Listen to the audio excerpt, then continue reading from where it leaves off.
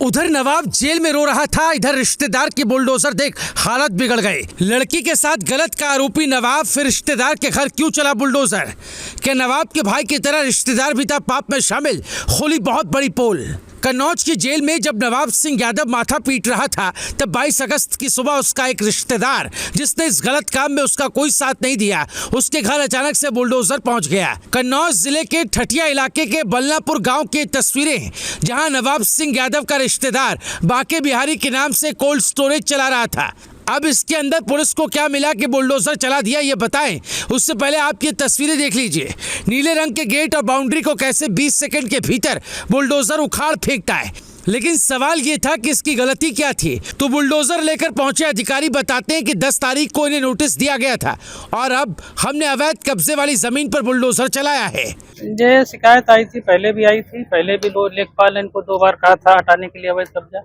ये सरकारी जमीन ऊसर के नाम दर्ज है। 450 वर्ग मीटर जमीन इन्होंने अपने कोल्ड स्टोरेज में बाउंड्री वाल करके घेर रखी थी।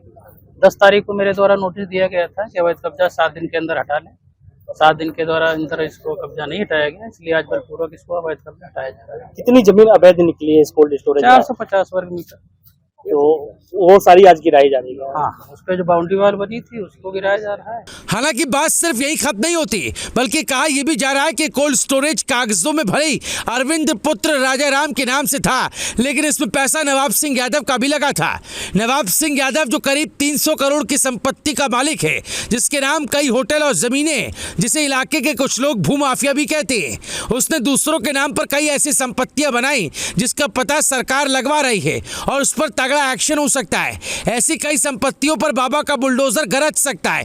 उन संपत्तियों को मिट्टी में मिलाया जा सकता है, पर इस लिस्ट में नवाब सिंह यादव के चंदन होटल का नाम शामिल नहीं है। इस पर योगी सरकार कोई कार्रवाई नहीं कर पाएगी, क्योंकि जो साहब कोल्ड स्टोरेज का अतिक्रमण हटवाने गए थे, उन्होंने साफ साफ कहा है कि चंदन होटल का बैनामा नवाब सिंह यादव की मां के नाम का है।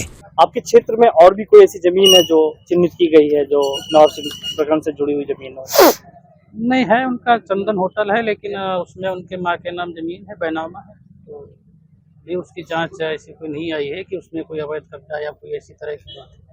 जिससे एक बात तो साफ है कि बुलडोजर सिर्फ उन्हीं जगहों पर चल रहा है जहां अवैध कब्जा है, और कहते हैं अवैध कामों की पोल अपनों से ज्यादा वो बाहरी लोग खोलते हैं, जिन्हें आप अपने सबसे बड़ा करीबी मानते हैं। और नवाब सिंह यादव की सबसे बड़ी राजधार अब पुलिस के हत्थे चढ़ चुकी है। इस बुलडोजर एक्शन से ठीक 24 घंटे पहले ही नवाब सिंह यादव ने उस लड़की के बुआ को गिरफ्तार किया जिसके साथ नवाब ने कॉलेज के कमरे में गलत किया था।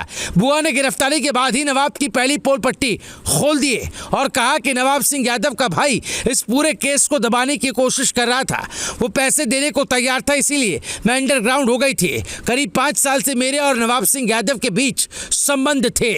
इस खुलासे के बाद पुलिस नवाब सिंह यादव के भाई पर भी शिकंजा कसने की तैयारी में है, लेकिन ये पता चल सके कि वो नवाब के कितने काले कामों का साथी था। भाई होने के नाते उसने नवाब के कितने पाप छिपाए हैं। पुलिस इस थ्योरी पर भी जरूर काम कर रही होगी कि सियासत में बैठे वो सफेद पोश लोग कौन है जो नवाब सिंह यादव को बचाने की जुगत में लगे हैं।